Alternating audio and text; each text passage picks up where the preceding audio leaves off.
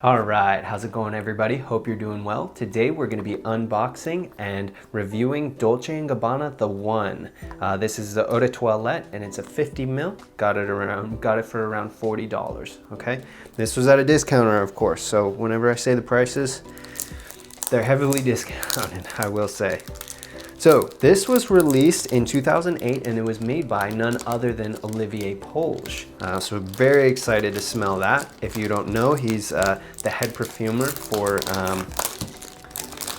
Chanel. So he made the newer versions of Bleu de Chanel, all of the Chanel fragrances.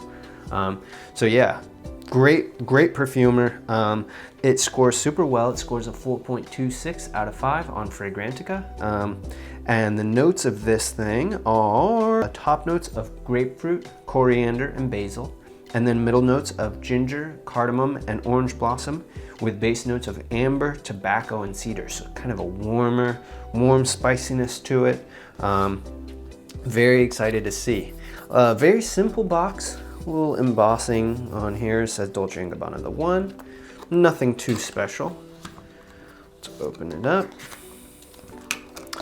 All right, here's that signature container. Very nice, heavy bottle, okay?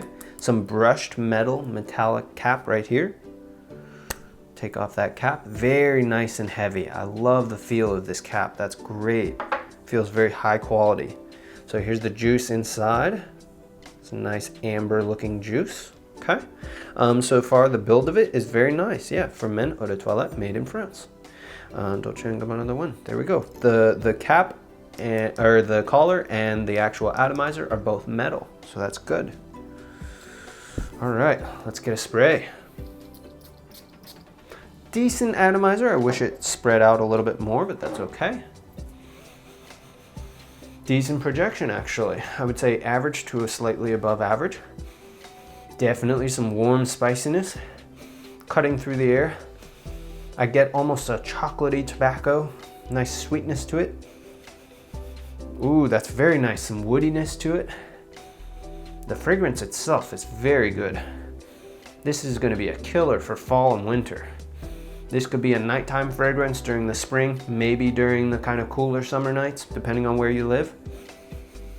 Yeah, wow, very nice. Nice warm spiciness. I definitely get some of that cardamom. Some of the cedar. A little bit of sweetness lent from the amber, which is good. And then tobacco can sometimes have a little bit of sweetness in it too, which is nice. Not too much of the grapefruit, but I can see where they're going with some of the coriander and basil, giving a little bit of fresh spiciness to keep it from just being too syrupy, right? It's all about balance, right? What we like to say in the fragrance, the perfumery world is it's not about how much you use of each ingredient, it's about how little. So, it's all about balance. Yeah, that's very nice. I would give that at least a 9 out of 10 for the smell. I'm not sure about performance. I've heard the performance is about average. It could be better, but that's okay. Yeah, it's saying the sillage is intimate to moderate. In this weather, I think it cuts through actually quite nicely, which is interesting because I just reviewed Dolce & Gabbana Light Blue Forever and people were saying that that's moderate to strong and that was weaker than this. So I think it depends on the weather and I think it depends on, kind of the moisture in the atmosphere and whatever, but I think it's about average compared to other fragrances. And then longevity they say is moderate, so that makes sense.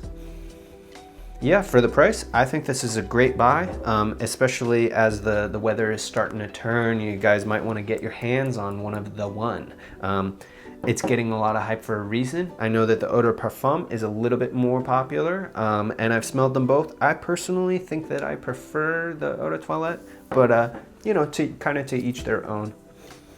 I don't think you could go wrong with either one of them. So yeah, totally recommend it. I think that it's blind buy safe. Personally, because there's just nothing that's too polarizing about it. It's just a very nice, well-rounded, well-blended fragrance. And I think Olivier Polge always does a good job with that. Fragrance comes first and then maybe the performance. So that's why sometimes, the Chanel ones, they're not as crazy performing as others may be, but their focus is more on the quality of the smell itself, which I think is the way to go. That's very nice. Yeah, totally recommend it. Tell me what you guys think in the comments. Subscribe if you're not already subscribed. It really helps the channel. Yeah, let me know what you think. I look forward to seeing your comments, and I'll see you in the next one.